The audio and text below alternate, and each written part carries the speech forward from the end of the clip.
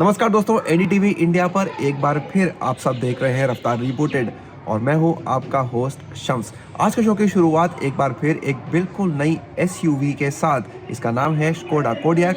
जी हाँ, इस एसयूवी को आप पहले भी भारतीय सड़कों पर देख चुके हैं, लेकिन अब ये 7 सीटों वाली कार कुछ नए अंदाज में आई है।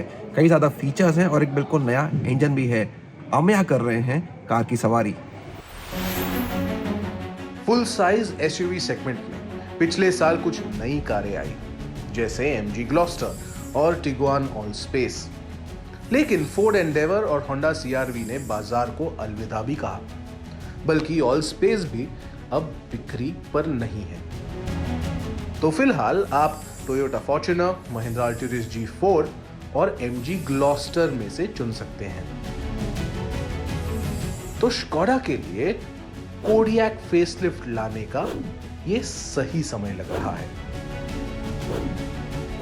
फेसलिफ्ट को दुनिया में पहली बार जुलाई 2021 में पेश किया गया था और भारत आने में इसे कुछ समय लगा।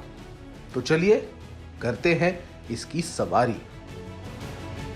कोडियाक का अब अगर आप स्टांस देखें तो थोड़ा अपराइट है। पहले स्टेशन वैगन की तरह दिखती थी, लेकिन अब बहुत एसयूवी की तरह लगती है। और ये अचीव किया है इस बॉनेट को थोड़ा ऊपर लेके, ये बटरफ्लाई ग्रिल जो है इसे थोड़ा अपराइट करके, ताकि गाड़ी ठीक से ऊपर बैठ सके। अगर आप देखें तो ये हेडलैम्प्स है, ये नए हैं, थोड़े एंगुलर है, पहले स्मूथ थे, थोड़े एंगुलर है, लेकिन ये एलईडी है। मैट्रिक्स एलईडी इसमें नहीं आता जो ग्लोबल स्पेक वेरिएंट में आता है। नया फ्रंट बम्पर है जो अच्छा दिखता है गाड़ी पे। और यहाँ पे आप देखें तो ये एयर कर्टन्स है। अब ये एयर कर्टन्स मदद करते हैं कोडियाक को एरोडायनामिक बनाने के लिए। तो जी हाँ, कोडियाक फेसलिफ्ट पहले वाली कोडियाक से बहुत ज़्यादा एरोडायनामिक है।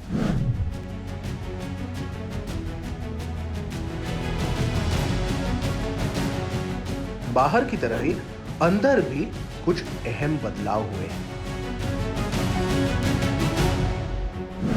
सबसे पहले आपको गाड़ी के अंदर ये 2 स्पोक स्टीयरिंग व्हील दिखता है, जो स्टैंडर्ड नहीं है। ये एक्चुअली आपको 3 स्पोक वाला जो आता है वो स्पोर्ट ट्रिम में आता है, स्पोर्ट लाइन ट्रिम में आता है। और लेकिन ये बहुत अच्छा है क्योंकि यहाँ पे आपको सब डायल्स मिल जाते हैं और ये पकड़ने में भी बहुत आसान है। 10.25 इंच की डिजिटल इंस्ट्रूमेंट क्लस्टर है जो सब इंफॉर्मेशन आपको आराम से बताता है। और ऑफ कोर्स जो बड़ी यहाँ पे इंफोटेनमेंट सिस्टम है वो 8 इंच का है। इसमें आपको wireless Apple CarPlay Android Auto मिल जाता है और ये एक अच्छी बात है क्योंकि ये एक सिस्टम है जो स्लीक है, जो आपको बहुत रिस्पॉन्सिव लगेगा।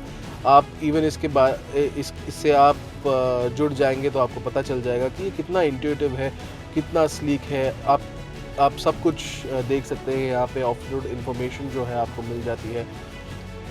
तो एक प्रकार से एक बहुत अच्छा इंफोटेनमेंट सिस्टम है। पूरे डैशबोर्ड अगर आप देखें तो सॉफ्ट टच मटेरियल यूज़ किए गए हैं, तो सेंस ऑफ स्पेस जो है वो आपको अच्छा मिलता है। और ये बेज और ब्लैक का जो ड्यूअल टोन है, इसके वजह से भी वो सेंस ऑफ स्पेस बढ़ जाता है जो पहले भी कोडियाक में रहा करता था।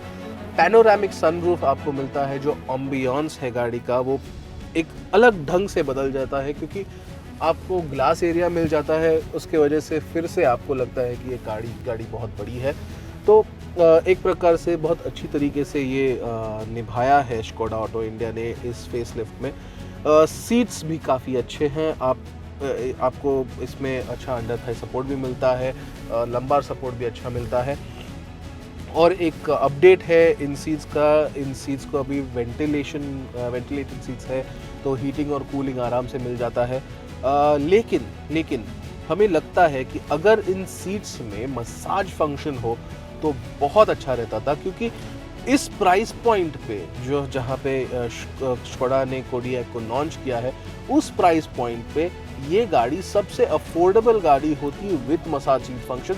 और वो एक जो पॉइंट है वो मिल जाता था स्कोडा को कि इस अफोर्डेबल प्राइस पॉइंट पे आप मसाज सीट फंक्शंस ला सकते हैं।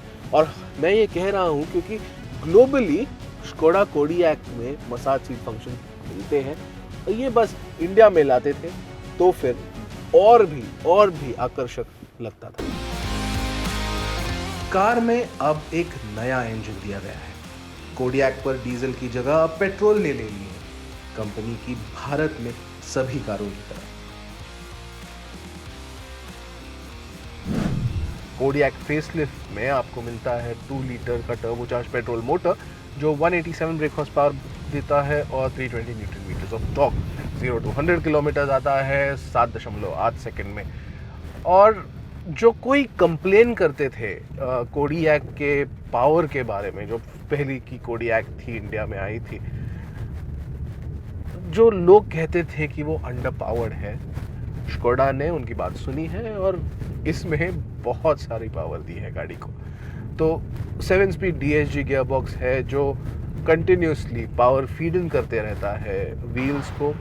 एक बहुत ही स्मूथ ऐसा गियर बॉक्स है ये, जो हमने आपको बहुत बार बताया है स्कोडा फोक्सवैगन गाड़ियों में बहुत ही अच्छा है और मज़ा आता है उसकी वजह से गाड़ी चलाने को। लेकिन मैं ड्राइविंग मोड्स के बारे में भी बात करूँगा क्योंकि इसमें 4 ड्राइविंग मोड्स हैं, इको, कंफर्ट, स्पोर्ट और इंडिविजुअल। लेकिन ये जो ड्राइविंग मोड्स है, इससे एक बात अच्छी है कि एज एन इंडिविजुअल आप बहुत अट्रैक्ट हो जाते हो एक किसी मोड पे। अगर आपको गाड़ी आराम से चलानी हो तो इको मोड ले सकते हैं, कंफर्ट मोड है, और अगर आप बहुत डायनामिक गाड़ी चलाना चाहते हो तो स्पोर्ट मोड है।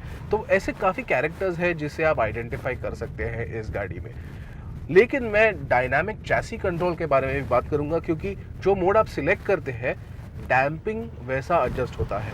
जैसे कंफर्ट मोड में आपको थोड़ा कंफर्टेबल सस्पेंशन रहेगा और स्पोर्ट मोड में सब कुछ स्टिफन हो जाता है क्योंकि एक डायनामिक ड्राइव आपको मिलती है।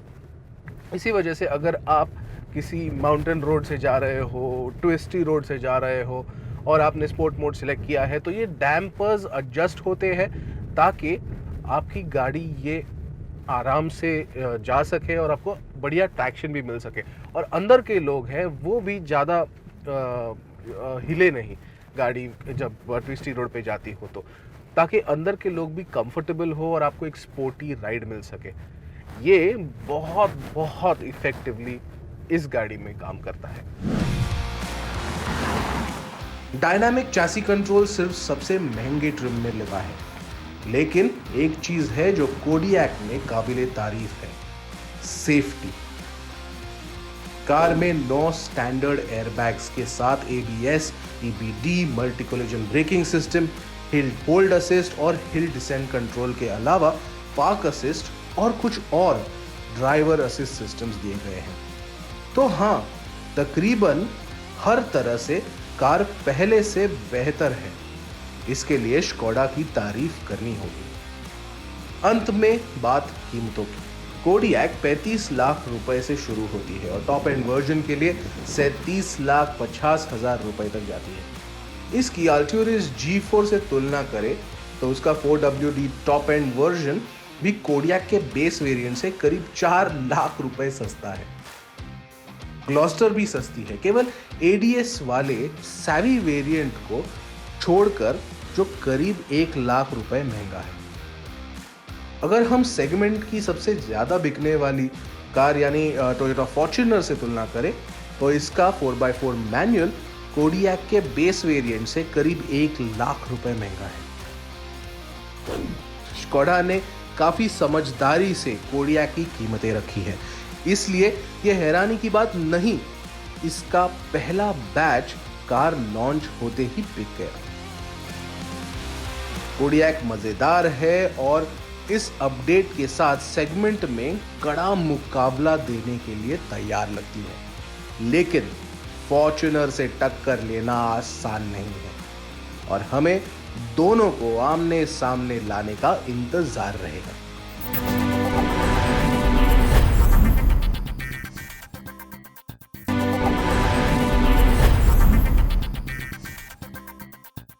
ब्रेक के बाद आप सभी का एक बार फिर स्वागत है रफ्तार रीबूटेड पे।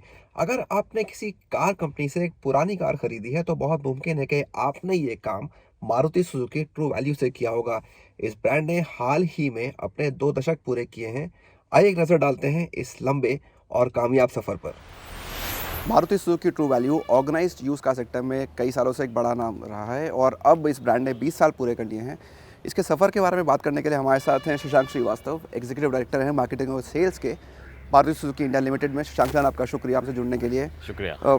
लंबा सफ़र है 20 साल का जी। लेकिन अगर मैं आपको बोलूँ संक्षेप में हमें बताएं कैसा रहा ये सफ़र?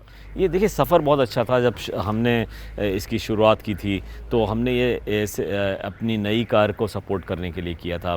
लोग पुरानी गाड़ी लेके आते थे और नई गाड़ी लेके जाते थे और वो पुरानी गाड़ी हम उसको यूज़ कार की तरह से बेचते थे। लेकिन इसका काफ़ी अच्छा असर बाकी क्षेत्रों में भी पड़ा।